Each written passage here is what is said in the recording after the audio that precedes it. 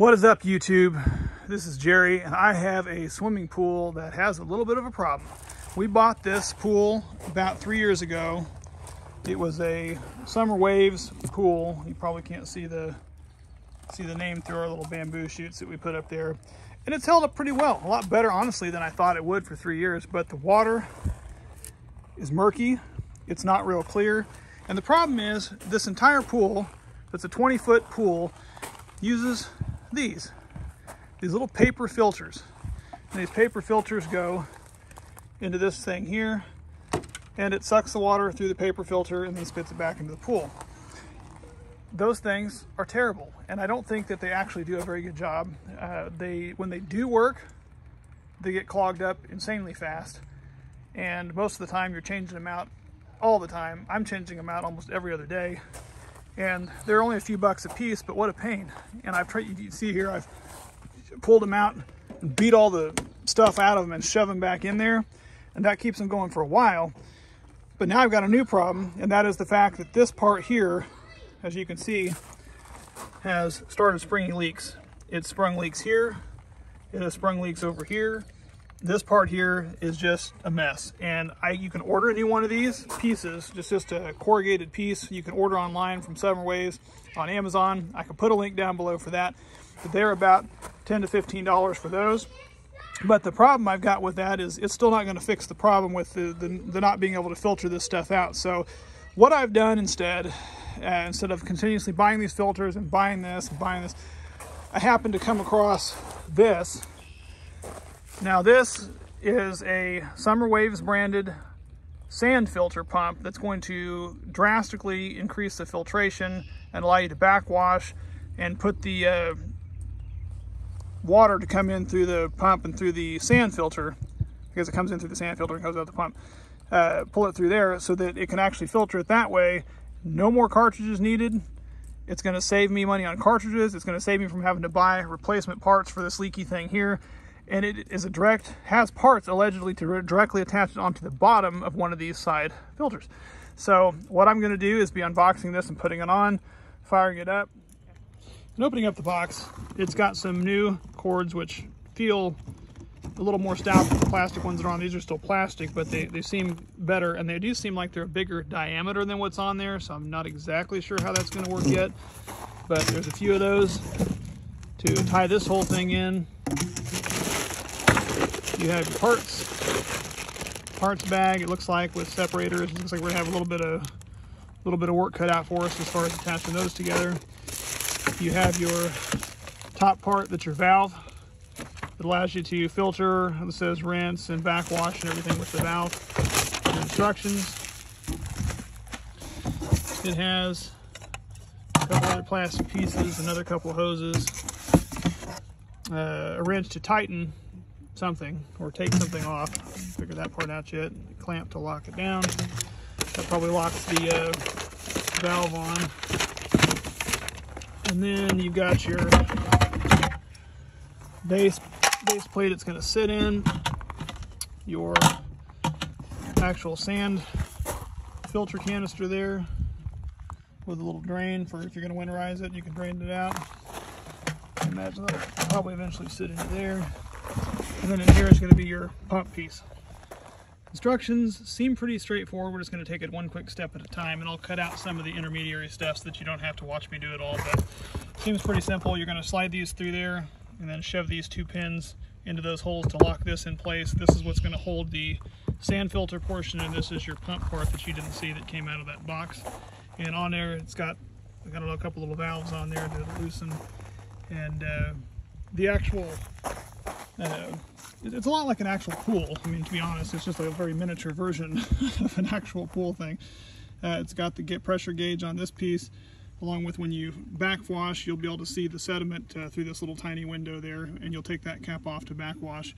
And it's got all the normal settings that a typical pool would have. I mean, it's obviously not as good a quality as what you're going to find on a typical swimming pool, but again, for less than $200, I'm pretty hopeful. This seems like it's fairly good equipment for what it is if it lasts a few years. So the next step is to go ahead and place this piece here into the bottom, middle, and then put the, call this a sand protector to keep sand from going in the middle.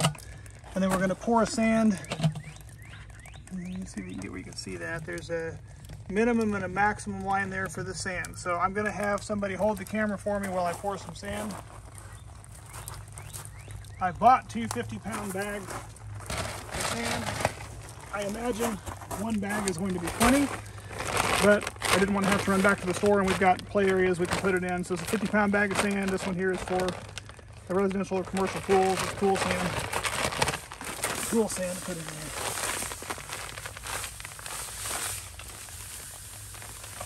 And we're just going to throw it. I've probably got 1/4 of this left, so I don't know. If I had to have my best guess, it'd be like 35 pounds worth of one bag. So the second bag, absolutely not necessary. And that got it to where it was right up to the max line, which is what I wanted to do. Now that we've got it filled up where we want it, it says to remove this sand guard to keep the sand from falling into that. And it says you want to save this for future use in case you ever decide to change out the sand or put different sand in, or you have a problem where you need to get in there and mess with the sand. I'm going to wipe this seal off really good. Make sure that there's no sand debris there. This is now in there pretty good. You're now going to take your valve, and there isn't a seal or anything on this, but there is a seal up here, and that's what's going to adhere to this. And you're going to shove this down over the top of this to where this pressure gauge aligns with the drain on the side, is what the instructions say to do. So that's what I'm going to do. The drain is on the side. I'll attach pressure gauge. And then we're going to end up putting the clamp around here to clamp this part down. Now you've got this locking piece that's going to slip around there, and we're going to clamp it down with this locking cam on here. And I'm not 100% sure that it really matters which way this goes on, but they say to make sure to put the, well, maybe it does matter. You line it up. There's a little notch right here. You line the hinge piece up with that notch so that it can't go anywhere, and you're going to pinch it down. And on the back side of this, there is actually another notch on the valve side, and it's going to end up clamping against that. So what we have to do is loosen this piece up, get it slid around there, and you're going to twist it then, and it's going to tighten this down, and then you're going to lock it in place. To complete the pump setup, you've got to find your hoses. We've got 5 of them. There is 1 short one, 2 medium-sized ones, and 2 long ones, kind of like Goldilocks and the 3 bears. Well, in this case, it's Goldilocks and the 5 hoses. We're going to grab the shortest of those hoses. Clearly, it's this one. And you're going to attach it onto the pump where it has the inlet there and this piece here. And it barely makes it. I mean, it will make it, but barely. They spared no expense with cutting this cord exactly how it needs. And you're going to have to attach it with 2 of these that are included. What is not included is, of course, the apparatus to tighten this. You can use either a flat head screwdriver or a Phillips head screwdriver, as I'm going to be doing. And you'll want to take those and get them slid over the ends of this before you put it on there and crank them down. Now, in our particular case, our swimming pool, being a 20-foot pool, only had this one piece here that was the pump intake. Filtered it and put it back in this one hole. So that's going to make this installation 100 times easier than the instructions say. These instructions give you the ability to, on some pools that they offer, had 2 separate places for the water to push back into the pool. If this was the case, you'd have your intake that goes in, and you have these additional hoses that run into a splitter that can then go to these other pieces, which is why it looked kind of scary when you look in here and you see all these different fittings and adapters and everything else. They give you everything you need, assuming that you don't have any pieces. This was on the pool that I currently have. This is what's sticking out of the side of the pool right there, is this piece. I'm not going to take off the old one and put this new one on, but I am going to save this one in case the seals go bad on that other one. These are alternative pieces you could use.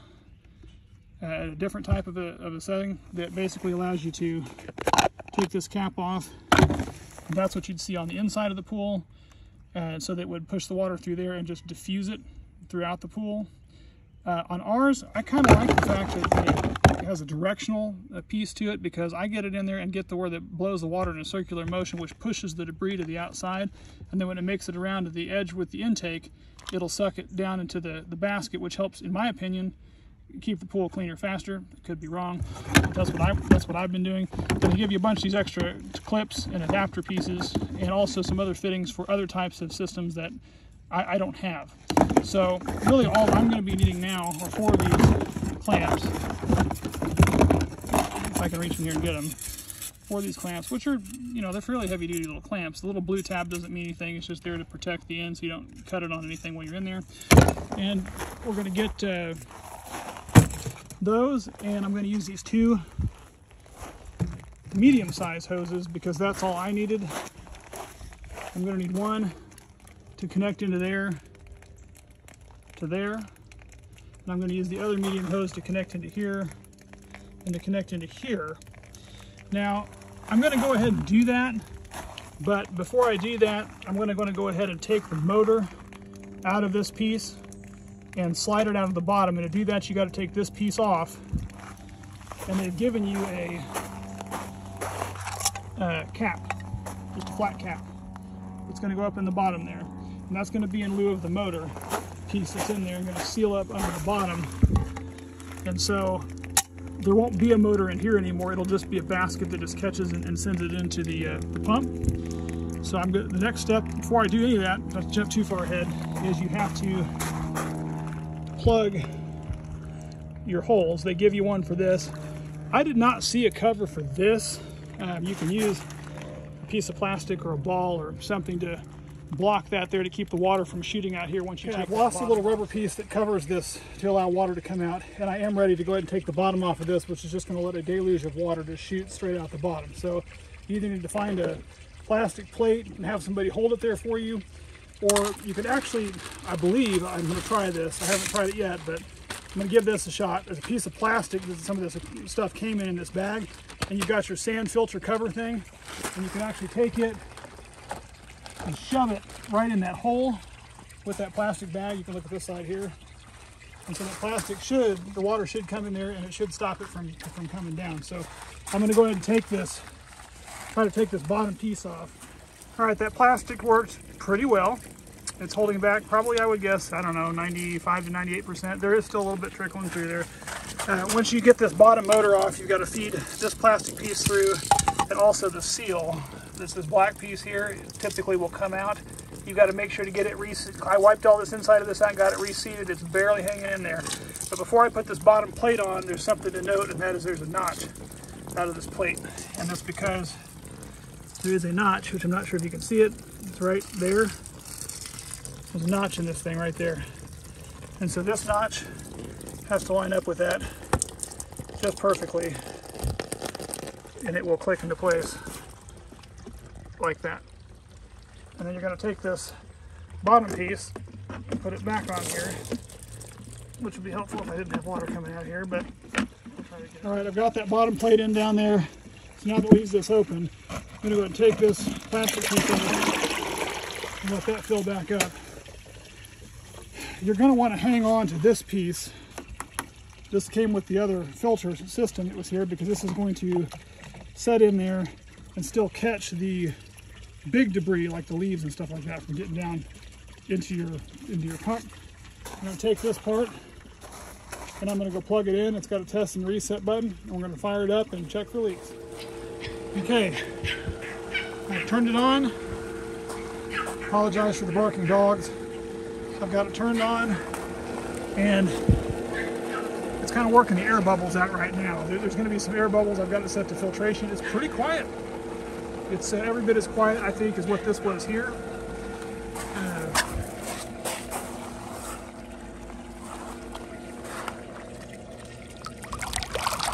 It's blowing out pretty good pressure. You can't probably tell, but it is blowing out pretty good right there.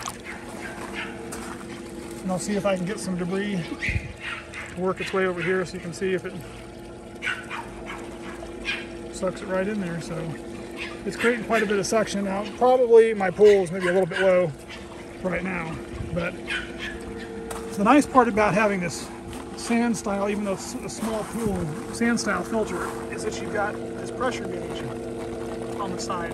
So this is your filter full of the sand, and over time, as you check this, this will start to slowly raise up. And if you come out some morning and it's clear up here into the red, then what you're going to have to do is hit the trip switch on the power. You're going to switch this part over to backwash. Sorry, you can't see it. Over to backwash and then turn it back on. But before you do that, you're going to go ahead and unscrew this piece and hook. You don't have to do this part, but I would. Since I got the spare one, I'm going to. You're going to hook this piece onto here as a backwash hose, and I'm going to run that down that trench there. And so when you backwash, you're going to backwash this, and as you do it, you can hold your hand up behind this piece here, and it will run dirty. And you just kind of let it run until that will start getting clear, where you can see your fingers behind it again. And as soon as you can see your fingers behind it, you're going to go kill the power, switch it back to filter, turn it back on, and this will drop back down into the green. And you got a fresh filter and it's ready to rock and roll. This should filter better than those paper filters. It should last longer, and you're not going to be required to buy any more filters, which is going to be great. It is quieter, and it does filter a heck of a lot more water. I think this is for up to 7,000 gallon pool with just this one pump.